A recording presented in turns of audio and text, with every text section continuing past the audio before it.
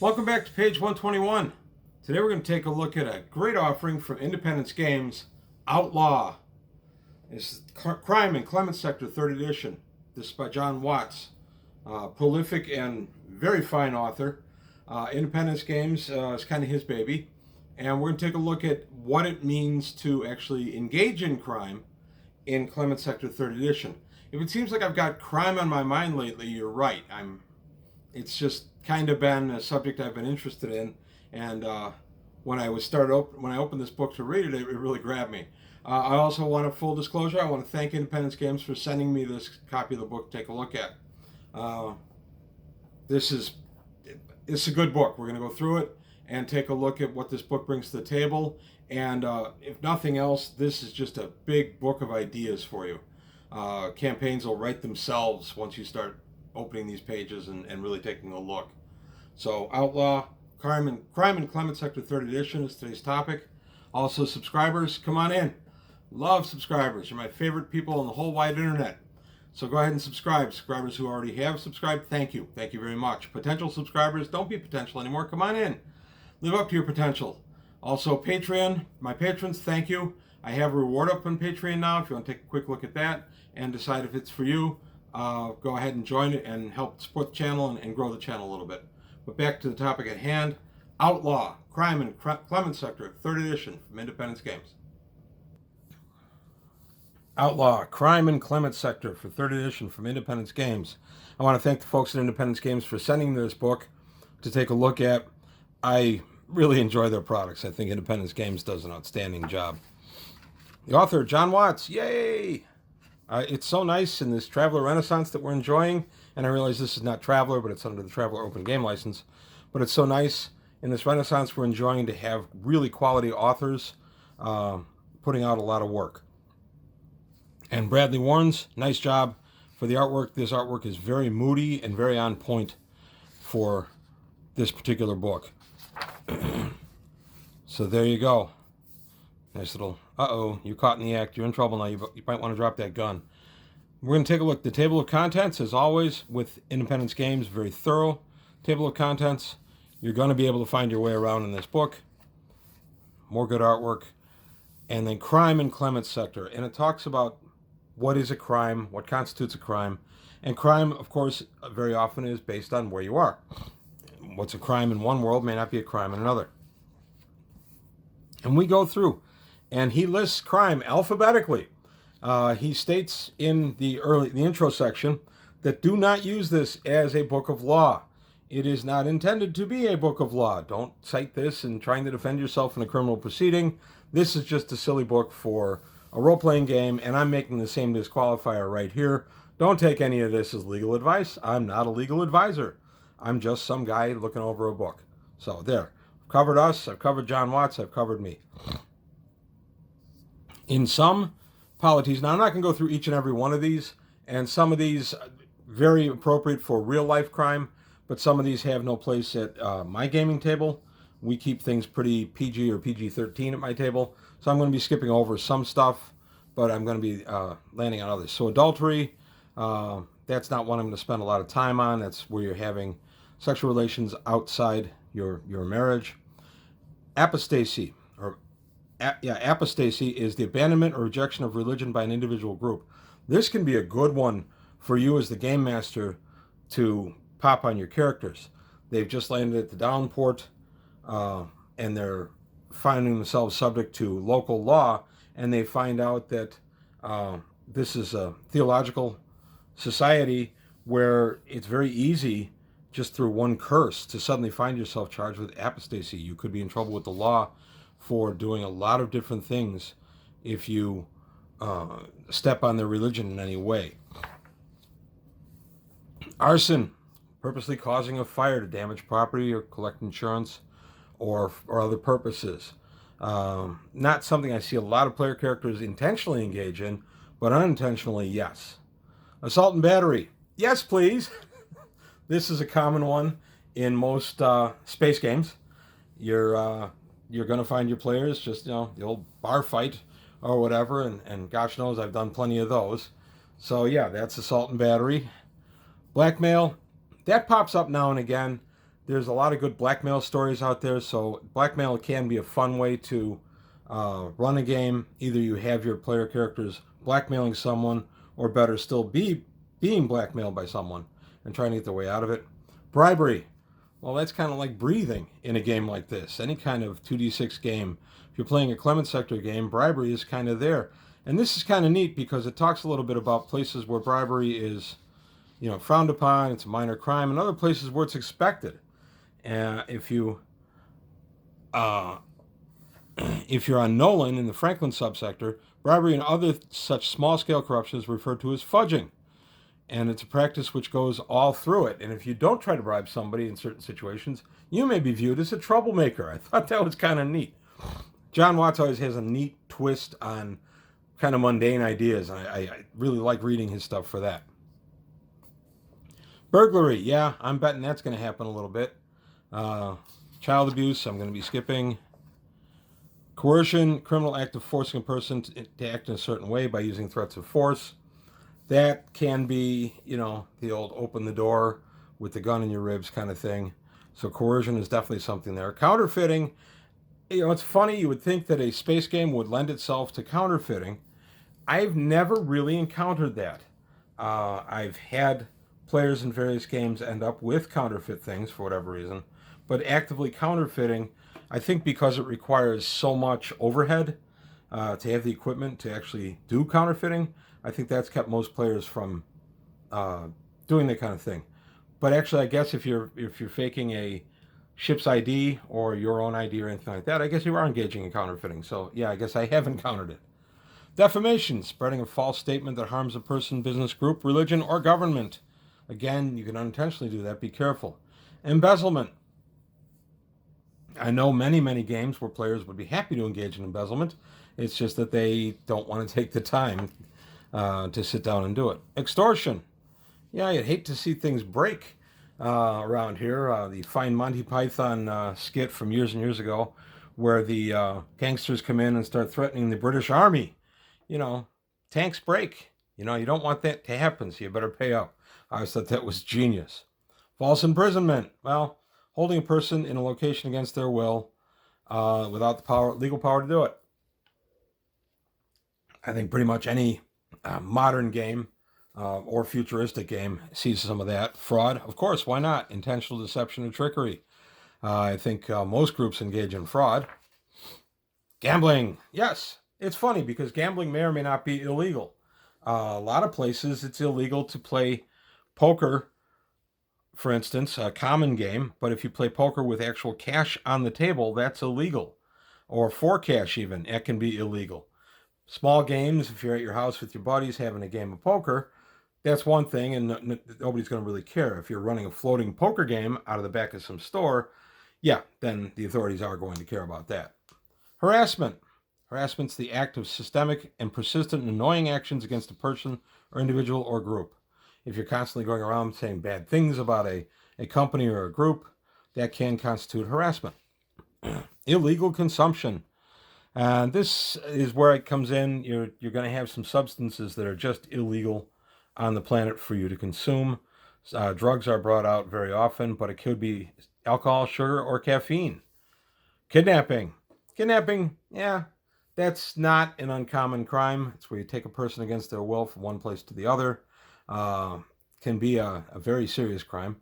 Manslaughter, otherwise read as man's laughter. Manslaughter, yeah, I've had some science fiction game groups they've actually engaged in that. Murder, we don't like to call it murder, but sometimes, it is.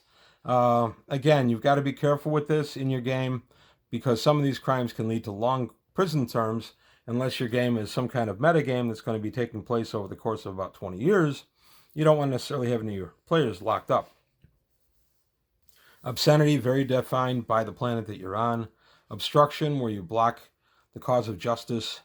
Again, very subjective. Perjury, act of intentionally lying after be duly sworn to tell the truth. Pickpocketing, yeah, we've seen a fair amount of this. This is way more common in D&D than any other game I've ever played. Pickpocketing, because it's an actual thief skill, does happen. Piracy, yeah, piracy. you've been following my Traveler campaign, you know that I'm getting really skilled at knowing about piracy. Skull and Crossbones, Piracy in Clement Sector, excellent book. I took a look at that a while ago. I recommend it highly. Prostitution, rape and sexual assault, robbery. Yeah, robbery happens. Smuggling. Yeah, I think the Han Solo aspect of any kind of space game sneaks its way in, and yeah, smuggling is something that players very often want to participate in. Firefly, smuggling is a pretty hot number there too.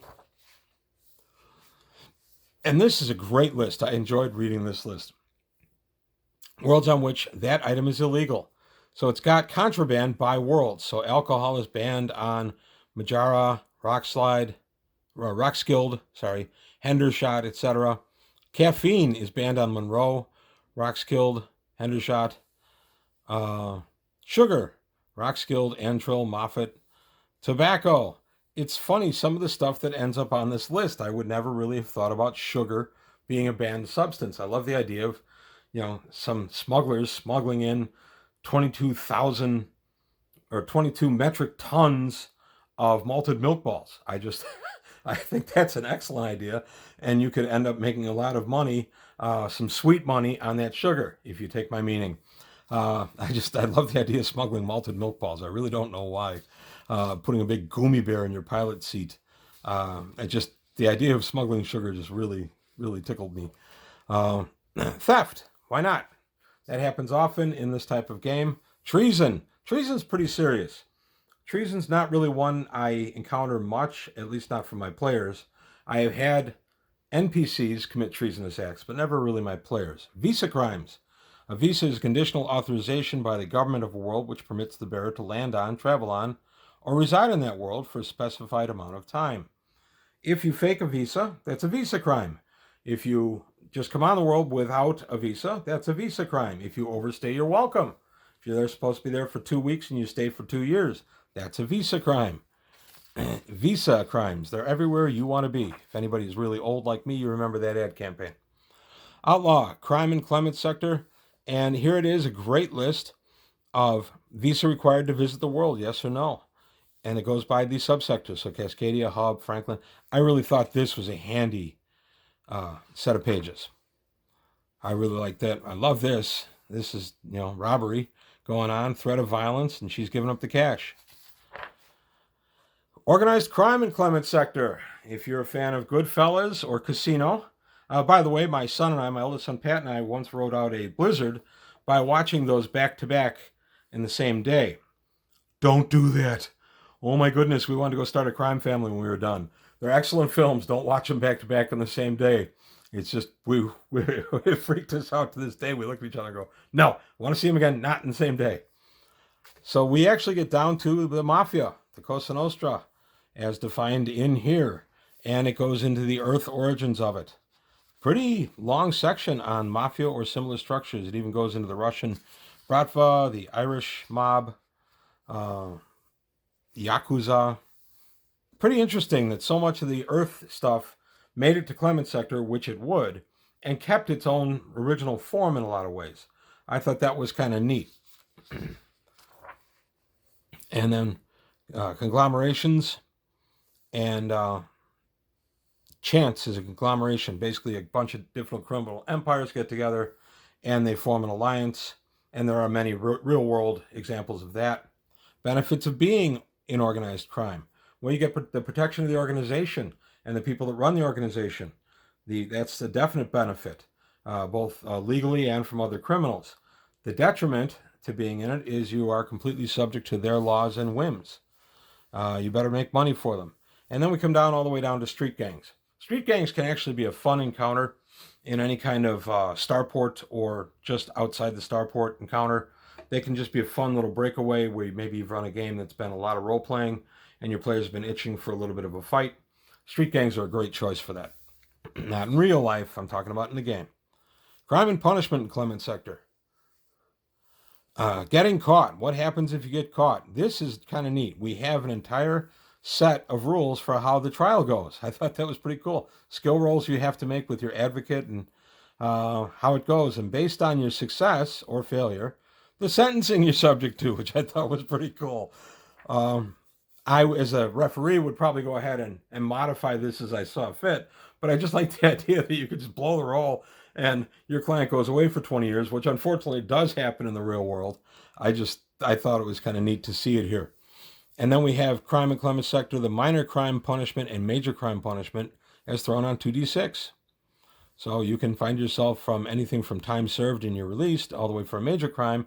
You can get the death penalty. I have the death sentence on 12 systems. You must be a really bad criminal. They keep catching you. Parole.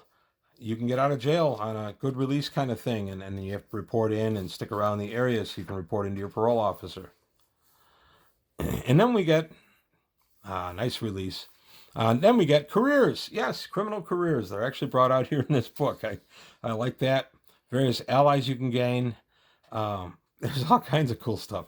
I love that. That reminded me of the question from Watchmen. Cleaner.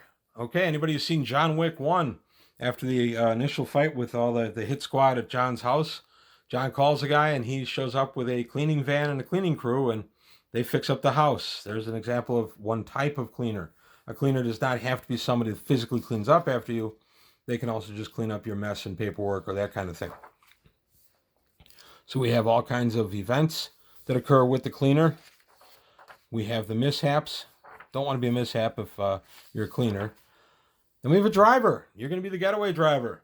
Dexterity is your required skill for this one. And if you look over the age of 40, you take a -2 modifier on this roll. Just because you look old, they're going to think, oh, you're no good. You can't be a driver. And again, mishaps for your driver is pretty cool. And different events that can happen with your driver. A drug dealer themselves. You can actually be the one who's spewing the stuff out on the streets. And a forger. An excellent film, The Great Escape. Blythe, the forger, one of my favorite characters in the film, played by a very calm and quiet character, played by Donald Pleasance. And it turns out that he's the forger for the group. Great Escape, recommended completely. 1963, outstanding film.